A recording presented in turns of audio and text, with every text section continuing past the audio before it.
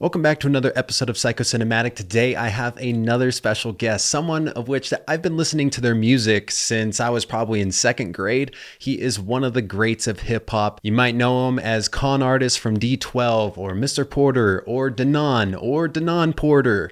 But he is here on the podcast, and I'm so excited to talk to him about making music for films and his music career in general. So without further ado, here's Denaun. So Denaun, thank you for being here. I really appreciate it. It's crazy for me to even have you on here because I've been listening to your music since I was in elementary school. Holy shit. It, That's terrible. well, you can thank my dad for letting me watch 8 Mile and then playing the Eminem show, and then it kind of just spiraling from there. Dope. Dope. So if you wouldn't mind getting into a little bit of your background for people who might not know who you are, it'd be surprising if they didn't, but just a little bit of like what you've done before, what you're doing now, like where you're from, all that. Well, let's see. This is like a like a movie here. Uh I am originally from I was born in North Carolina, but I was raised in Detroit. Um, Coming to Detroit really young. I was obviously I'm in Detroit is like in that time, early 80s was shit. It was tough. So I ended up getting shot by 14. I'm 14 Damn. years old, get shot, flatline 3 times. I'm depressed for 2 years after that. Like I'm like, a couple years after that, I get into music and I meet some guys in my neighborhood. We just started a group. I was doing that for a little bit, but I wasn't really taking it all the way serious. And then by the time I'm 18, 19, I met Eminem. He lived around Mm-hmm. the corner. I didn't know he lived around the corner. We was inseparable at that time because I was learning music. He was just a phenomenal rapper.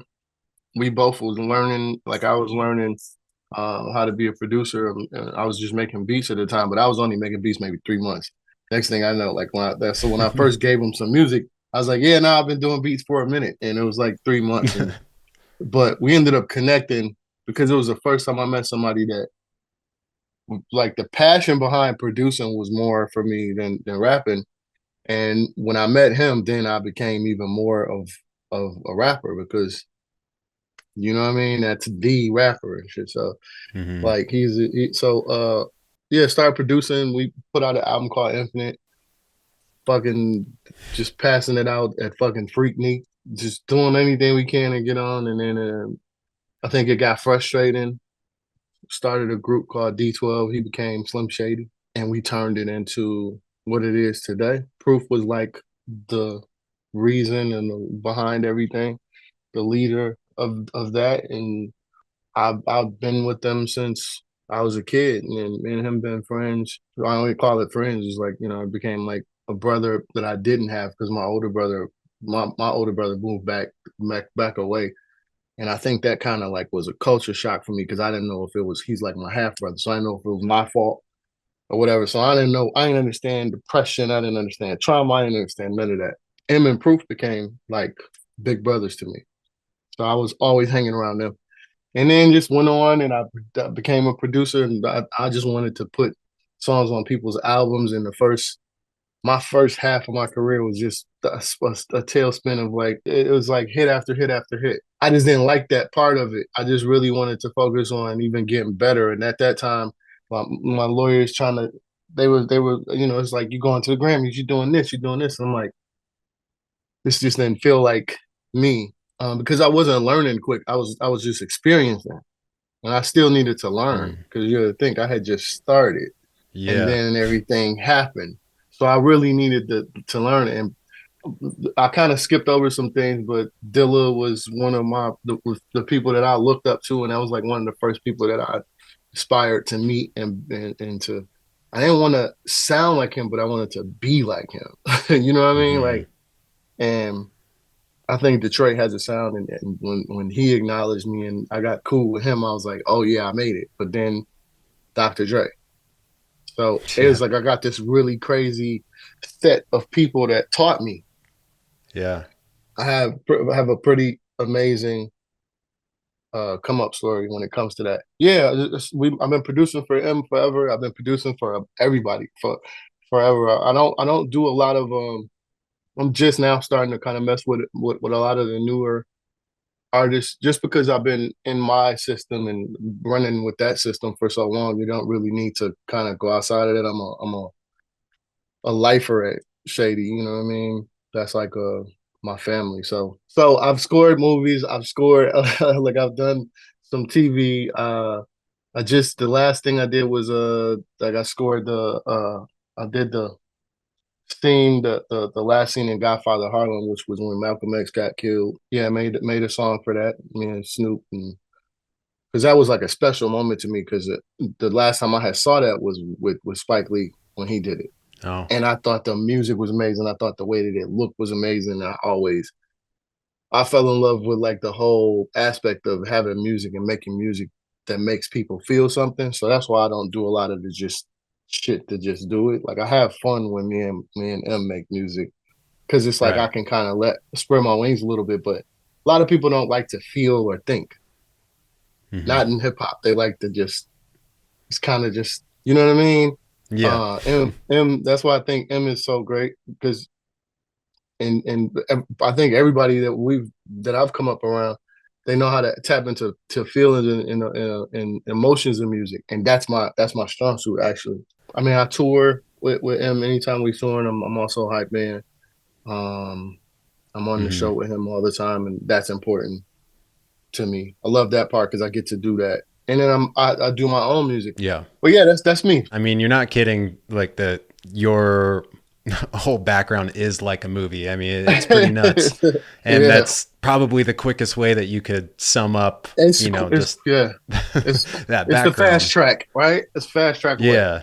Two things. I mean, there's so many things that you said that I want to address and kind of touching on questions I have to ask.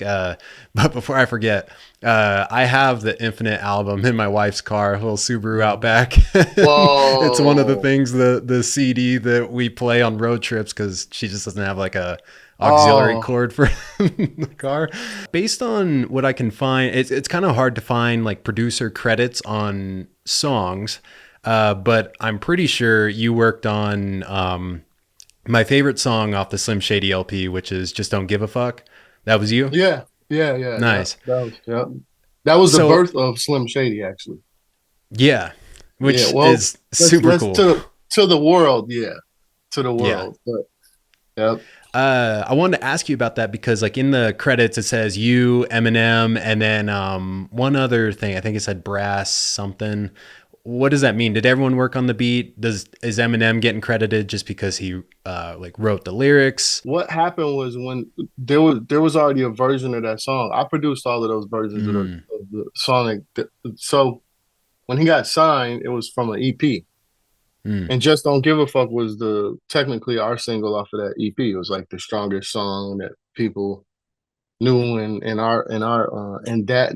and the song called Just the Two of Us. And then when it came to when he got the deal, I was sort of cut out by mm, Mark and Jeff Bass. I didn't they kind of just took what I did, remade it, and I was, you know, it was kind of like he was taking off. Me and him became we was already friends, so I never held that against him. I just was like, hey man, I'll see you out there, like because he had it started happening, and I kind of just felt I knew everybody would kind of be pushing at him and pulling at him because my father is a gospel singer, and I already kind of knew what that looked like when it comes to because they were extremely popular in there, and mm. that my grandfather is a part of this group called the Five Blind Boys of Alabama. He's the original member, so I kind of knew a lot about fame in a sense, Right. more so, so I knew what that looked like.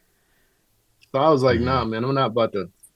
I could have been upset with him and was like, oh, well, you didn't, but it was the guys that signed us. mm. They signed us and they kind of just didn't have me a part of it. Part of it. I ended up doing Under the Influence, which was the D12 song on the first. Oh no, that was on Marshall Mathers LP. But yeah, as far as I've been around since way before all that. So I Yeah. just was kind of shut out in that sense. So I just was trying to. They took Mark and Jeff. I thought Jeff kind of took it and they remade the beat because they didn't want to pay for the sample or something like that. Gotcha. Um, so that's what it was. But as far as the original, I did the original. I think the original version is a. I like the version that they did. I just would have loved because I felt like I was always a part of it, like Hmm. especially why it happened. So when that happened to you, you can be Yeah. real bitter, man. Like, and I'm glad I was able to keep a level head and not that I didn't have a right to be, but I couldn't charge him with that. His life was changing super fast too. What was it like with your dad being a gospel singer and then you doing hip hop and some pretty vulgar stuff too? I mean, you can't really be a part of D12 without, yeah. What was Yeah, that like? I think about that sometimes. I'm like, it went from it's not like I was just in a rap group that was like saying little stuff. It was like the group. Yeah. He didn't want me to be in music at first. I remember that, and I remember he wouldn't come to a show. I think it just got real to them when we was shooting a video downtown, and it was like all over the news and shit. And he was like, and I was like, hey, yeah, I should come to this show. And we did. By this time, it was like, hey, I got a record deal. I wasn't living with them, but I Hmm. by this time I moved to California. I was working with Dre, and I just stayed out there mainly. And next thing you know, we did a show, and I think it got real when they saw the stadium show because we didn't go to it didn't go to hey we're doing a little club. We were doing that, but we were doing the stadium shit with him as well. I think he told me, man, you people don't pay you, they this and that. I said, well, if I'm a painter, because I was painting at the time for the state or something. I was Hmm. painting schools or something, doing little shit like that. It was full pay for a guy. Like I could have, made that and was like, all right, I'm gonna do this. I'm gonna work this, and but I was like, hey, if I can make what a painter is making, didn't I make it? Ain't that success? If I'm working for myself, like I had already Right. had the idea of working for myself. I was like, it's the same thing. I mean, Hmm. shit, I can't take a day off like the way well, technically you can. It's just depending on you won't get paid. But Yeah. once I told it to him like that, I think he was like, yeah, because your success is not what other people make it. It's what you make it. If you doing what you doing and you don't have to get up and go and get that check somewhere else, but you making it through advertisement or sponsorships or things like that, that is a job, and people should respect it as Yeah. that. They should give you that same respect. If I say I'm working, I'm working. Leave me alone. I got to be done with this. Then I can do it. But they'll do that for a person when you got a 9 to 5 and it's like, you got a company party and all that. But it's it's just that. I relate to that super heavy. super. I mean, I swear people don't take it serious like what I do. Nah. And even though Mm-mm. like my income's way more than when I worked in a warehouse, it's just like it doesn't Yeah. get treated the same at all. You have to teach people how to treat you, number one. Don't ever let nobody make you feel like that because it's not up to them. It's not up to them. Anybody that does it, like I understand you're going to climb a ladder that is a long ladder. When you look down, though, by the time you look down, you're gonna see how far you up, and it don't make no sense to go back down. You leave, you Hmm. leave, you leave. And I'm not saying that people that work a regular job are down there. I think the mentality of those people is down there. The mentality of people at the bottom of the ladder never want to climb it because they're too afraid to go that high. So if I say that making $100,000 a year doing what I'm doing is enough for me, that goes for the woman you choose, that goes for the person, the people in your life. You never let them dictate what your top line is. What your top line is, what you're comfortable with. Hmm. Everybody think that you're supposed to be the billionaire and you're supposed to be this thing, but that's not. Everybody don't need that. You get what I Hmm. mean? And if you let people tell you, you got to be careful, man, because that's your job. So when you mess up on your job, it shows quick Yeah. when you work for yourself. When you Hmm. when you work for somebody else, it might take some months before they call you in the office. Hmm. They not even gonna find out because they really don't care. You're just a number to them. Yeah. You're a number in a tax write-off. To you, you're all of that plus the provider of your home and all of those things. Hmm. It's a job. Told my dad that I was like, man, I was like, if I'm making this salary doing this, like I love doing this. I hate doing that. I hate the fumes. I hate, I gotta go back and I hate patching walls. Now I love Hmm. doing that shit. All of those skills help me because I built my studio. Hmm. My whole setup down here, the whole lower side of the house, this whole side of the house, all of this was I hand built with people that know more than me. But for the most part, the aesthetics, all of these things, all of this stuff, I set all of this up myself. So Hmm. it helped me later, but that's not my fucking job. Yeah. You get what I mean? So, talking about making music for movies, was 8 Mile the first movie that you made a song for? I think that was the first ones that I made songs directly for. Yeah, Hmm. because I did. I think I did 3 or 4 songs on 8 Mile soundtrack. Hmm. That was the. Was I that hadn't worked on the ones inside the movie though, because they use a lot of okay? old stuff, and I think M did a lot of the scoring for that. Was the workflow different for making? I mean, maybe that one was a little bit closer because it's more relatable, just being like in Detroit and whatnot.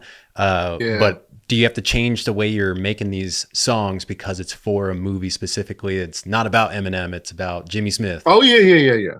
I mean, but with me, it was more like I was working with people. I sought out. I sought out after Rakim.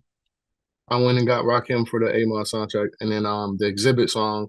Exhibit was already a part of the crew. I was just like, oh, I'm gonna make the Exhibit song. I was like, let me, And then I think the D12 song, maybe we did something, but it was more like that was easy because it was just you just had to be in a realm of music and hip hop. It was Hmm. more like what does this sound like? And Rakim is to Right. me, it's like that's the top of the list. So it was like it was a joy already to do it. I'm actually one of the only people that got a lot of songs. Dre, he was signed to Dre, and a lot of the songs, never came out. And that was one of the songs at the time. That's what you would have got on a Rakim album, which was fucking amazing. Like, Yeah. so for me to get that and work with him, and for him to trust me and come in to do that, and it was like I knew what I was doing it for. It's like, yo, this would be great to put on the, soundtrack. And I think I might have sent it to Paul or something, and it was like it just fit. So that was easy because I just had to work with people that I loved as far as artists, like Exhibit. Obviously, I love Exhibit. That's like family. Um, Hmm. and then working with the group, it wasn't challenging. That wasn't challenging. The first challenging thing I did was Shark Tales. I was gonna ask you, what's that challenge like? That was a challenge, but then I realized I had a knack for it. I don't do it as much as I would like, but I think that's because I know how time consuming it can be, and I would have to be in a position where somebody says, "Hey, I trust you with this body of work. What does Hmm. this sound like to you?" And I think I'm gonna start with something like indie films and things like that to really get the point across. But I want it to be a good indie film. I'm actually working on a spoof kind of indie film right now where I'm doing all 80s music. Nice. It's ridiculous. It's funny as fuck. It's like the movie. The guy is a guy that I shoot videos with. He's good, and I met him and started working with him, and he just decided he was like, I'm writing movies now, and it's like I love the people that I meet because once we decide to do something, we kind of just do it. That's I love being surrounded by people like that. But my Hmm. man Lanfia is I don't even know if I can say the name of the movie or whatever, but he's working on it. But it's all 80s music. So I had to put myself in the mind frame of like, what is this? And I went straight back to the old 808s, big synth sounds, and Hmm. not just the 80s rock shit, but the 80s.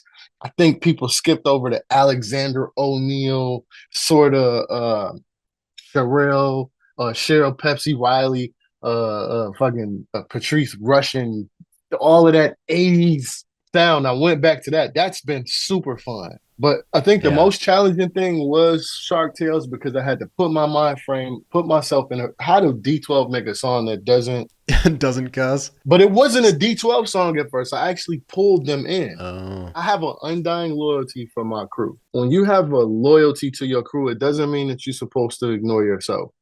And a lot of times I took and I pulled them into situations where I should have just did it solo. It'd have been fine. You shouldn't have a feeling behind somebody doing something if that's your crew. You get what I mean? Hmm. That had nothing to do with it. I just was like, and I think I talked to Proof, and he was like, I don't know, they probably gonna feel some kind of way. And I was like, all right, let me just turn it. So it was. I actually had a whole song to that. Hmm. And then I called them to the studio, and of course they didn't want to show up. And then when they did, it was like, and now it's like, boom, you making something happen that they didn't even. A lot of times they just had to show up and rap. Me and M Yeah. had to stay in and fix and move, and you know what I mean? Like that's the Mm-hmm. part. But I don't, I don't bitch about the job. It's just time consuming. I like doing it where I hear, I get the script, but I love getting pieces. Like I worked on Waist Deep with Vondi Curtis Hall, and he came to the house and was showing me. That's great when Nice. that happens. And I was like, well, I'm gonna go to set. I even went out to play a part in the movie. Like I went all the way in with this one where I was like, I wanted to, even though it was a film that wasn't a high rated film, it's like that's the way you start. You started something like that. And I think at the time I didn't want to make songs and stuff because this was after, I believe, after Approved. The challenging part is like directors. Really? They make a challenge, yeah, because they don't know what they want all the time musically. Mm. They're trying to tie their visual to to music, and that's where you're supposed to actually trust the person. Man, I'm waiting on the right indie film. Doesn't need to be something that pays a lot of fucking money. I have a score that I was working on for a long time, and it was something I can hear melodies, and I wake up and I play them. I can remember them from the dream. I remember verses like that. I That's remember crazy. songs, certain songs. Like Stunt 101 is a dream. I dreamed that beat before it was, so I was able to make it from a dream. I would work. I had this score, and I've been holding on to it. I got 5 pieces to it, and it all is fitting for one film. I just got to find the right film. So with like Straight Outta Compton, you Mm-hmm. did the trailer for that, right? Yeah, the red trailer. Yep. How does that go about happening? Like, did you reach out to Dre and ask like, "Yo, can I do the Red Band trailer or what?" I think he was working on it, and I was like, okay, I'm gonna sing you some music for, what I think is. And I had this one song, and it just was that the song that I sent him was a song. I have like a full song that I had sent them, and I was like, Dre, I think because during that time when I discovered NWA, I'm a church boy, and we playing it loud at my house, door open. Fuck the police is playing, and the neighbors are not happy. But at that time, I understood NWA, even though I didn't necessarily like hardcore music. It just didn't really. It didn't really hit me like that. And because I didn't understand Dre's genius at the time, I just was like, "Oh, this is a group and this is that." But then I found out Dre made beats, and I was like, "Wait a minute, this is a whole different thing." But that song that is in the Red trailer, it's very difficult. That was difficult because it's Dre. And it's like this is the guy. If I'm sitting in a room, he's gonna be like, "What's wrong with that?" Like we was playing. I'm listening to the mix, and he's sitting behind me, and I'm like, and every little thing he was like, "What's wrong with that?" And I'm like, "Oh, okay, I got to take this out." And then there's this, and then you watch Mm. him, change it to what it's. That's the first time I worked with a string section. He bought a Mm. string section and was like, "Here, do this, put this on." And I'm like, wait, no, where you going? Like, but once they did it, it was a lot of, that was a great thing to hear them playing my music in the string section and sitting in there, being able to guide through that with them. Dre actually has a verse on it. The song never came out, but it's a fucking amazing song. BJ, the Chicago kid, ended up re-singing what I sang, and Dre ended up doing the verse that I had on the song. Mm. But we stripped it all and used the music for the trailer, which was the red trailer for the Grammys. So it's, man, I find myself in these beautiful situations, and to me, Yeah. somebody else is like, "Oh, that's cool," but it's like to me that means everything. Ice Cube and Dr. Dre that I grew up listening to is riding around listening to my song about a movie about what they're doing about their life when I grew up listening to that. Eat a dick. That's amazing. That's Yeah. awesome. So your guys' D12 song Bane, if they started doing like a animated Batman spin-off just for Bane and they're like, "Hey, can we use Bane?" Would you be like, "Fuck yeah," or would you be like, "Can we Yeah. make you something like more on point to like, specific to the show?" Nah, they could take all of them lyrics off and just leave the hook. So I have an album called Comic Con that I have. Anything Comic Con you can think of, it's all referencing those things. Like I Hmm. have a song called X-23 that's about uh my daughter and my relationship with my daughter. The dynamic of that is really crazy because that wasn't Logan's blood. It was like a clone. My daughter is not my biological daughter, Hmm. and that's how I actually relate to her. My whole life is based around that kind of shit. So Bane came from a comic book album. If they made a movie about D12 like they did with Straight Outta Compton, Hmm. who would you want to play you? Oh shit, I don't know. Oh, I don't know. I have no idea. Like maybe the kid from Falcon and Winter Soldier TV show. He definitely could pull it off, probably. Yeah. But I was watching a movie with Elijah Wood recently, and so mhm. I was then watching like some interviews with him, trying to get like a little more insight about the film. And I was like, oh shit! And so I told my wife this, but she doesn't see it as much as me. I'm curious if you do. Could Eminem be played by Elijah Wood if they make a D12 movie, looks wise? I have to see that. I don't know. I don't, that's weird. I don't know. Did you ever get offered a role for 8 Mile? Because there is a lot of like people from like just music that he's made. Like there's Exhibit, there's Proof, DJ Hmm. Head.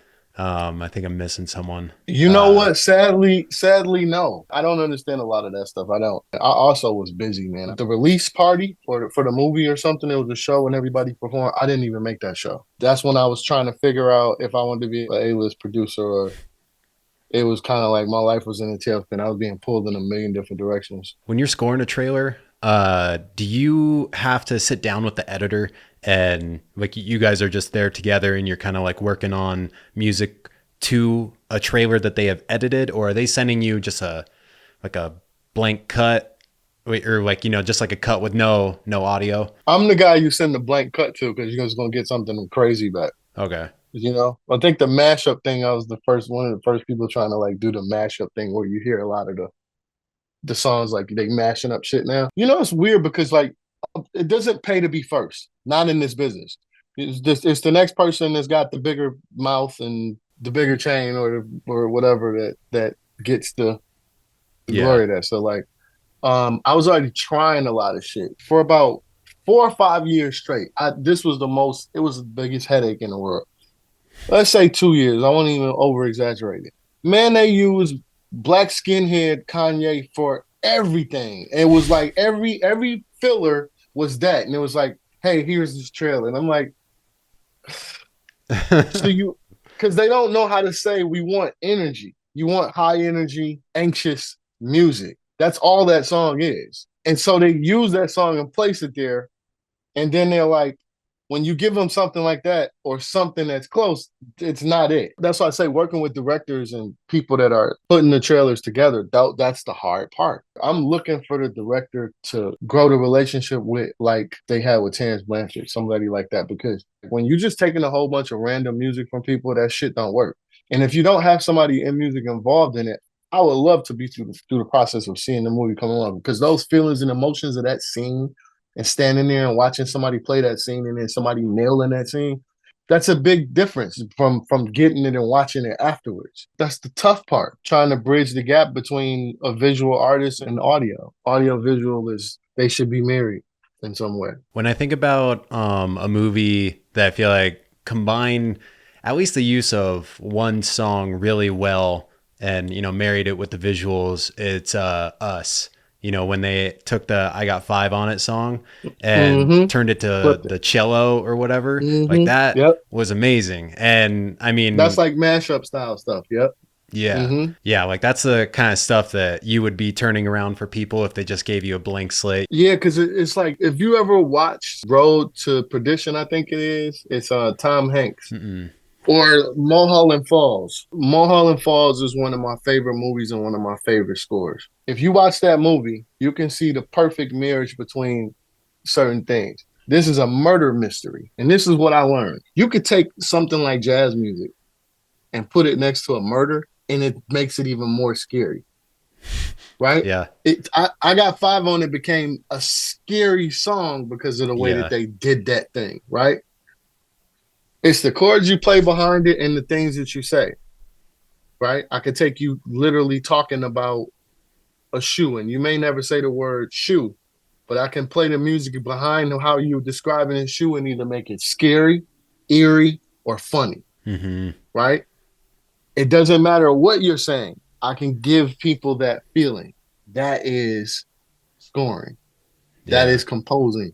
That is marrying the visual to the audio and the audio to the visual. You ever played this? Is it called Biohack? BioShock? Bioshock. Yo, the trailer for Bioshock back when it first popped and they were using the 40s and 50s music, bro. 40s and Yeah. 50s music is the scariest shit in the world.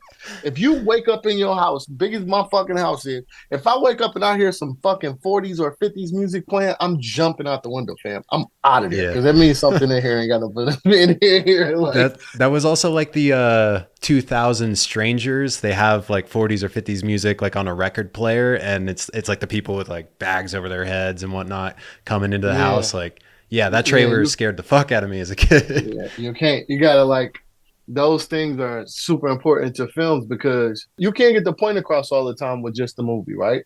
Do they ever tell you, like, if you're making a song for a movie, do they ever tell you, like, we plan to use this during, like, this action scene or something like that? Or is it kind of like it might just end up on the soundtrack or it might make it into the movie? I have to know what we're doing. Mm-hmm. If you say it's 30 seconds for a club scene, that's easy. If you say it's a song for a club scene, that's a headache because the club gonna play a million different kind of songs. What is actually happening? You have to be very specific with producers. You got to be very, and I think Right. for them to, um, they don't really do it like that. Like Fast and Furious, it was like we got Slaughterhouse, and then Luda is just trying to get back into the swing of like just some lyricism shit. And I wanted to make the song a little different. I wanted to make it more lyricist based, where they was actually able to get off, and it was like a battle of the best pins, right?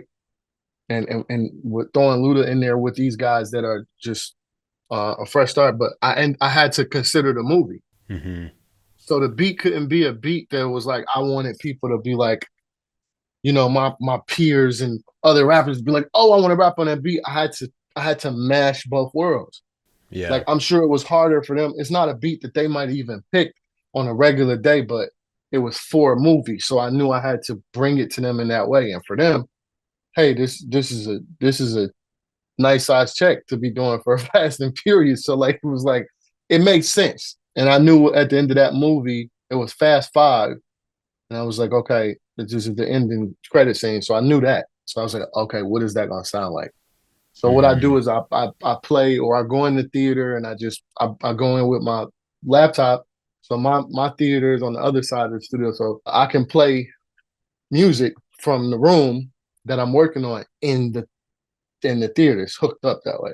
So I Mm-hmm. just scroll the credits at the end of different movies and play, and then I play it, and then I find the beat that way, or I sit there with a keyboard and it's like fiddle with some ideas. Damn, that's really cool.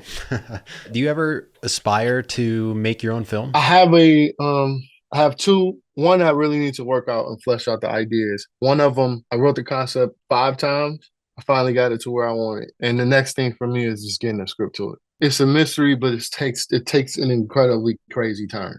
How much has your ability to write music helped you or maybe even hindered you while you're trying to write this film? Because it's different styles of writing, but obviously requires crazy creativity. With ChatGPT, it's not hard now. I sat Mm-hmm. on it for a long time, and I just recently picked it back up because you got ChatGPT. You can just it helps you write what you need to write. Like I need it to feel like this, so you getting all of the ideas that's starting. I don't use everything that it's giving me, but it Mm-hmm. helps me. Actually, I never thought about considering even writing the script. So what do you do with ChatGPT? I'll take something that I had already wrote, I input that. And so I put that in there and I say, well, hey, how do you I need to draw them in, but I need them to have a question, but without giving them the answer. This is the answer. This is where we going, but I need to get them to question, to Are start you a talking question so I about can lead me to that. your characters or the audience? The characters and the audience. These Okay. characters are this is the exchange. So I input the exchange and I tell Mm-hmm. ChatGPT to help me come up with a way to I need to get here in a better way. I need the viewers to get here. And it's like Dang. it works. So it's a lot easier because I wouldn't have done that before. I just sat there with this one page of Mm-hmm. this certain page and I was like, I'm never gonna write a script. What brings you more pride, making the beats or rapping on a beat? Oh man. I have this I'm in a group called PDF, Read the PDF. It's like the most craziest shit that I've ever, and this is a new thing.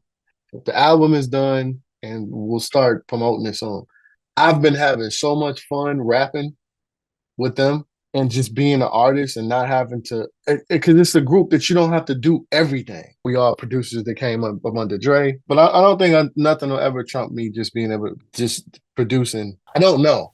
I'm fulfilled. I'd like to say that. Yeah. I'm very fulfilled. I'm very happy with all of the things that I do. So I'm sure you've performed in some crazy places or done some crazy shows.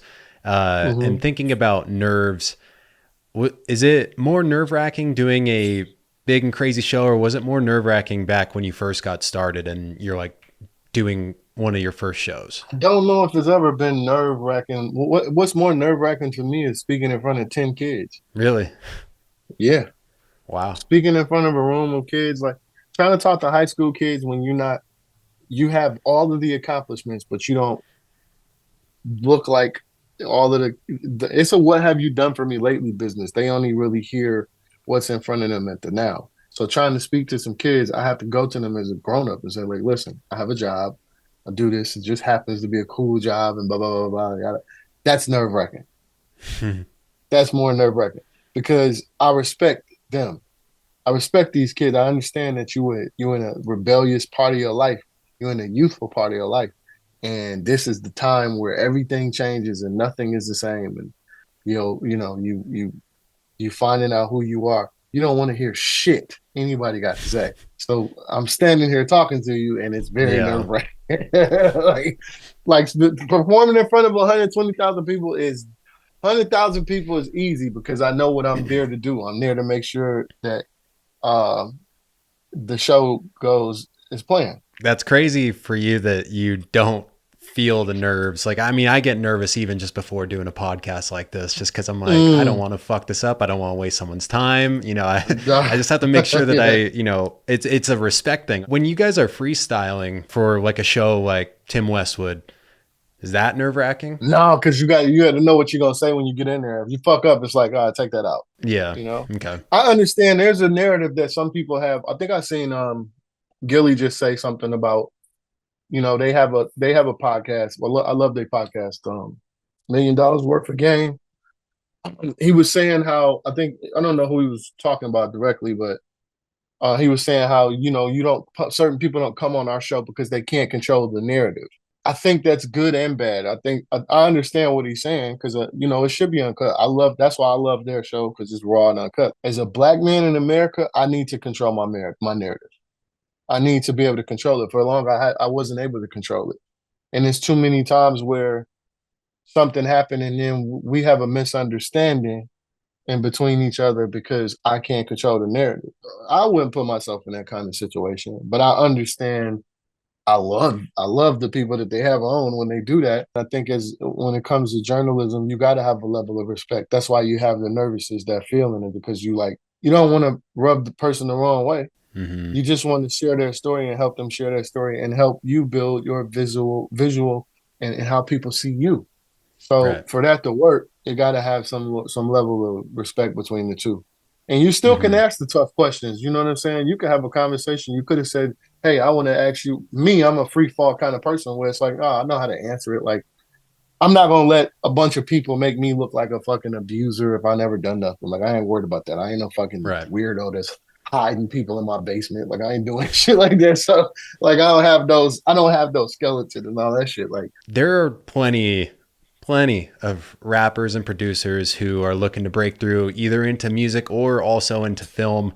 What would you say to someone like that who's trying to make a name for themselves, but they haven't been discovered? it's a popcorn industry, right? It's a popcorn kind of thing. So, like, they want to put it in the microwave and it's ready in 2 minutes. If you ain't in it for the long haul, like, just you're wasting everybody else's time and you're gonna rub people the wrong way. You have to be extremely selfish if you want to make it.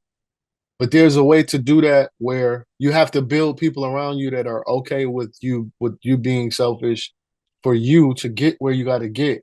but you don't use them to do it. Being selfish don't mean that I'm gonna use you for what I gotta gift you for, and then I'm on the way. Nah, you still have to build the bridges along the way. And I think a lot of people don't want to do that. They just want to do it quick. Like if you're really just trying to just get there and you don't care how you get there, you'll get there, but you're not staying. Anybody you see fall, I'm telling you, I've seen them use people along the way, and it's like, oh, he won't be around that long.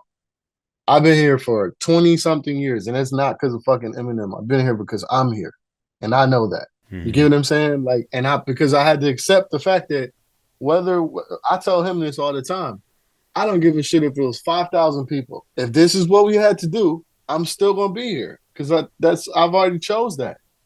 I'm with you either way. We both got a level of being humbled that is the exact same. It's like sometimes we be like, yo, this is fucking crazy.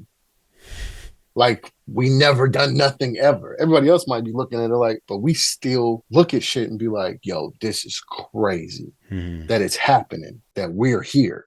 Because we know where we came from, right? If you forget that, you're not gonna last long. If you're trying to break through, do what everybody else ain't doing and keep doing that. Now, there's a whole industry of artists that sound the same, that do the same shit, and they keep saying that it's different. It's not. I know you think it's different, but it's not, and it sucks. It's not good, and it don't. I understand. You getting some attention from it, but trust me, it's not fucking lasting. So I think the best thing to do is be like, I'm unique, doing something different than everybody else is doing. I think the advice is definitely utilize the tools. AI is not something to be afraid of. It's something to utilize. Because if you don't utilize it, you're just gonna get left in the dust anyway. If you don't even know what those things are, you kind of like you're wasting your time. Like you better because it's moving without you.